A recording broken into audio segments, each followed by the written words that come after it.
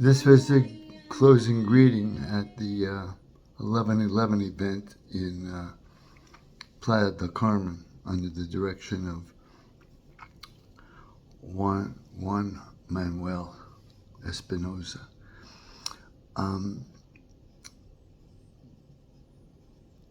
trying to get clarity right now on how to deal with the Century Initiative. This is an initiative of Canada that is looking at and promoting Canada to be a 100 million person country by the year 2100. The thinking behind this is awkward at best, maybe incompetent, but at very least it's very curious, is how the governing forces of Canada contemplate 100 million people when we can't even look after 40 million effectively, and we've got a lot of dirty business we have to clean up before we can have peace in Canada. It was proposed recently by Harry Laforme, a descendant of the Mississauga, who was organizing a settlement for all the land claims in Ontario, and they had agreed upon a price of $10 billion. An absurdly low amount, yet still the colonialists do not want to make peace. Maybe this is why I was barred from the meeting. I was barred from the meeting. They're having an annual report meeting in the 17th floor of the Globe and Mail building, 351 King East. I mention this because the meeting was called on a property that has special designation of being for the people, a common element. Yes, there is a loophole that they're allowed to have private parties, but nowhere around this meeting that I attempted to attend was a private party. No one knew.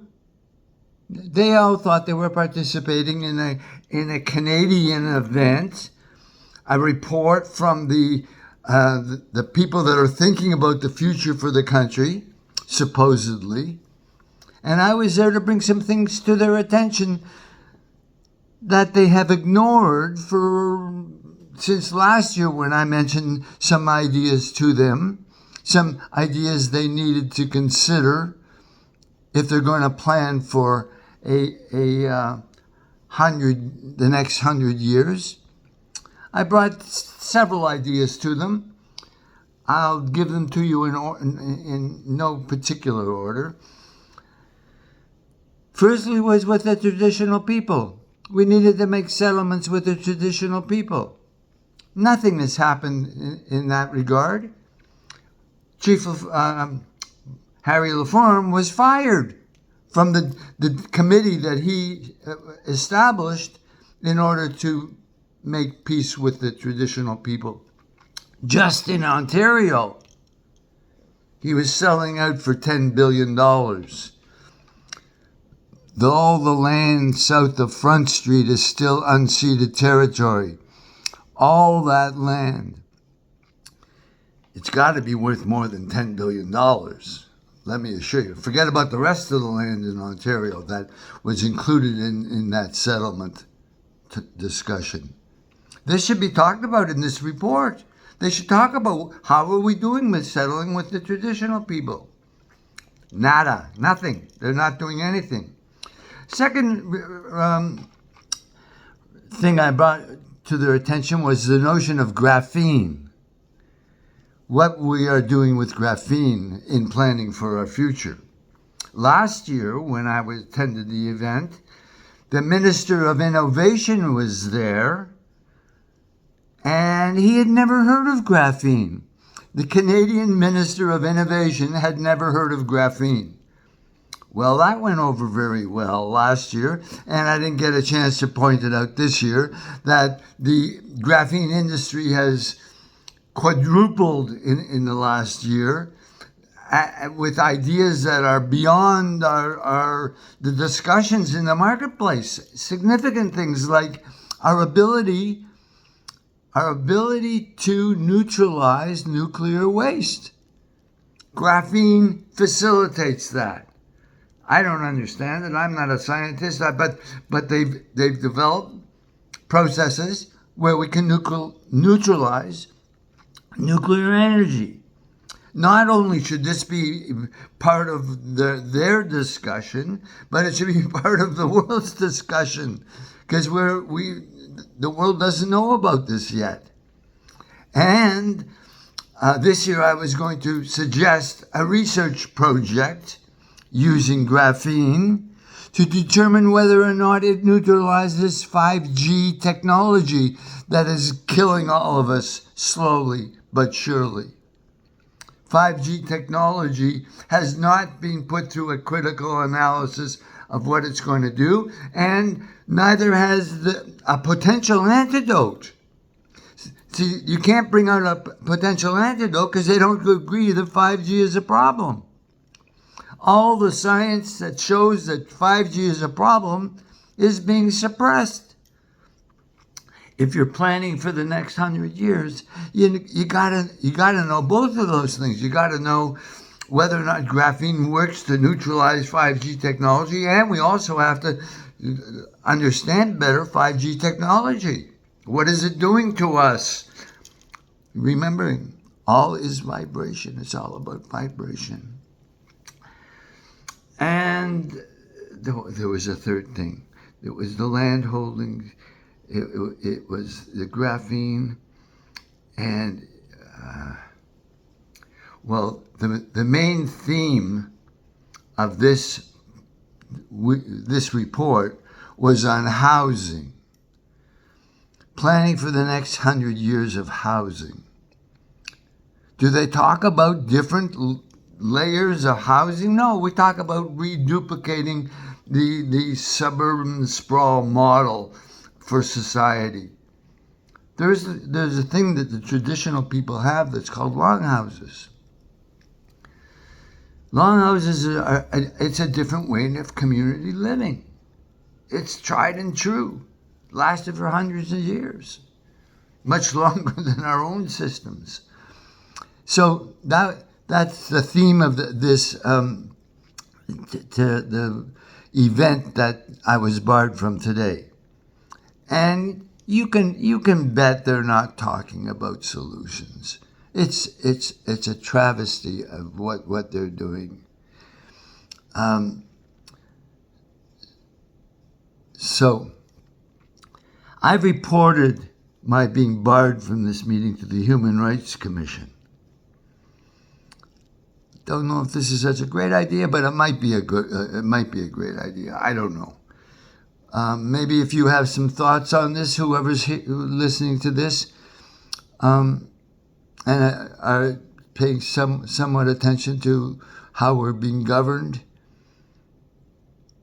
what needs to be done? What needs to be done? I don't have I have a way to solve the global problem. But solving our own local problem is a real problem when I can't even get an audience here with the people who are pretending to be involved with the future. The UN Office of the Future that I have undertaken to promote globally as a solution to our current dilemma. We will see if there's a conference coming up in Crestone, Colorado, sort of a spiritual center for Turtle Island, run by my friend Michael DiMartino. It's called Earthstock. Earthstock. Earthstock is going to be developing infrastructures for the wisdom carriers, the women wisdom carriers. We have some contention there. We also have, we're bringing forth prophecy.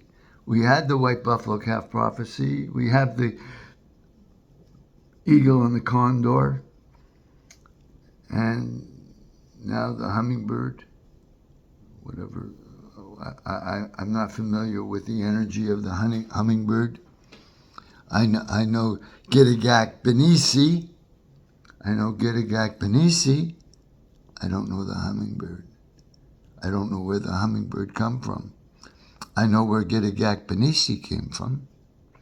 It came from Murray Waitung. Murray Waitung was given that name after the Medowan priests down in the States meditated for 37 years on the name of the energy that was going to be given to Murray Waitung and me to carry it on his behalf. So I haven't talked to these guys about Gitigak Benisi because they're into their own interpretations of past prophecy, as I am. But the fundamental same thing is that we are all looking at how the traditional people become involved with the mainstream without becoming polluted. That's the real problem. Louis Na doesn't want to have anything to do with the energy that's happening. And he's carrying the Maya energy, saying, no, you can't do all that. You've got to keep it pure. So I now have a conflict in that I am a spokesperson for Louis Na, the Hambachkan community. I'm a spokesperson for it. Amazing, isn't it? But the message he carries is that we can't adopt all the other Mishigas. We have to stay clean, stay pure. He doesn't approve of ayahuasca. I've done ayahuasca. It helped me a lot. I wouldn't be this person without ayahuasca.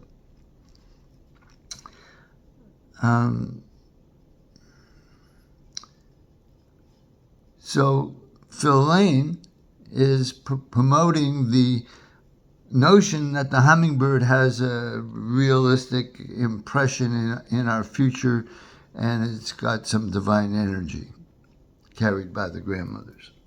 I guess that's it.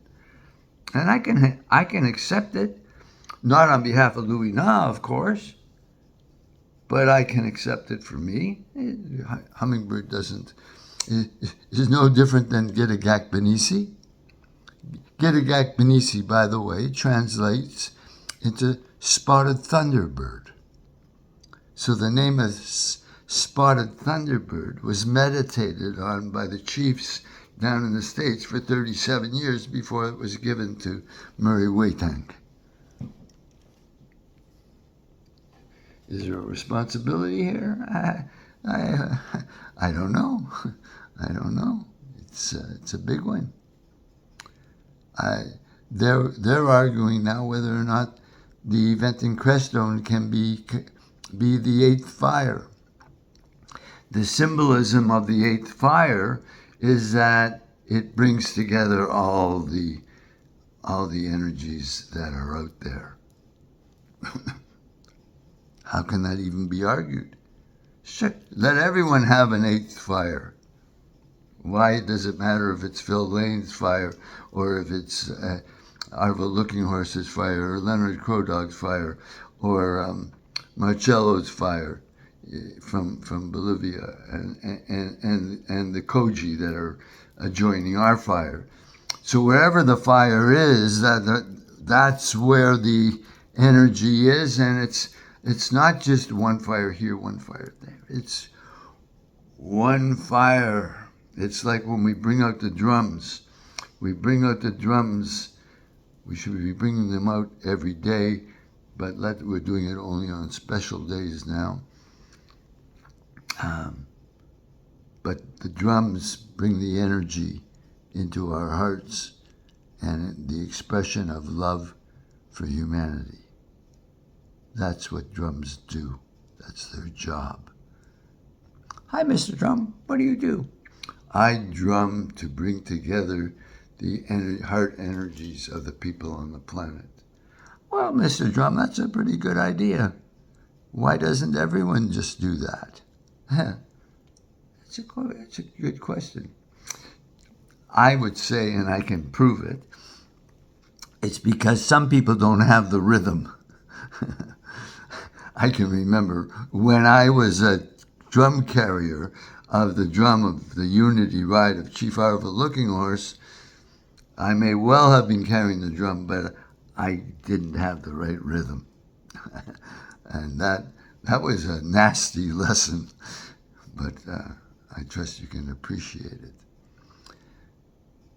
So we're carrying the energies of the indigenous people, and we were not allowed into a meeting talking about the future development in Canada. What does that mean?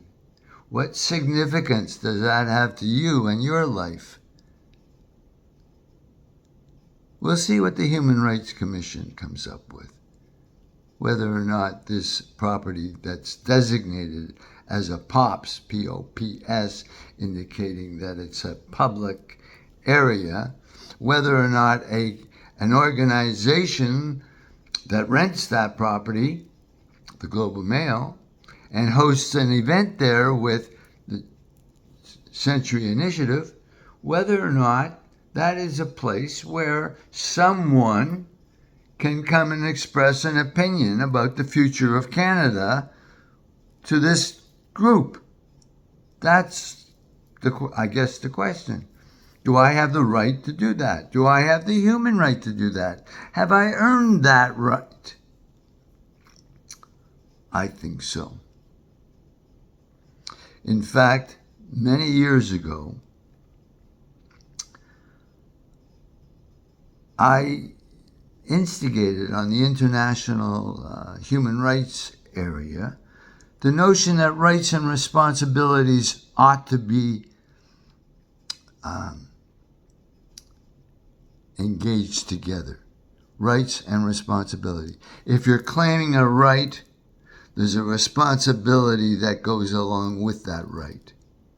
And I'm doing this at a newspaper who refuses to acknowledge that the right to freedom of speech is a responsibility that is attached to that right. The media around the world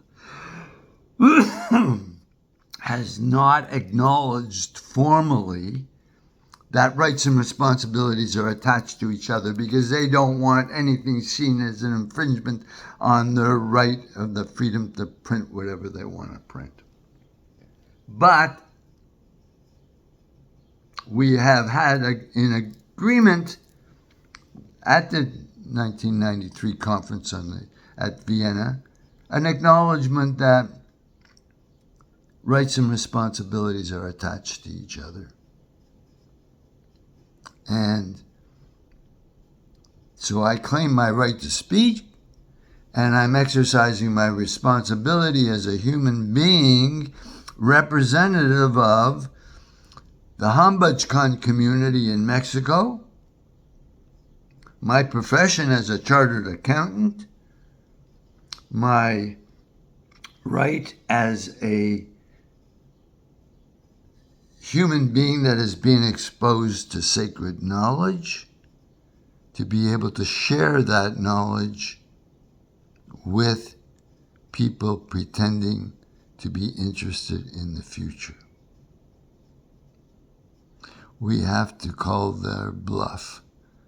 They're pretending, and they're not doing anything. They're not doing anything to look after the indigenous people in Canada. They may have a few words about it, but there is very little, if any, action.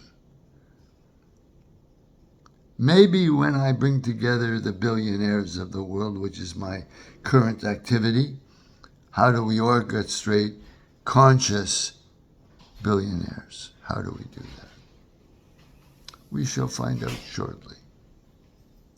All my relations.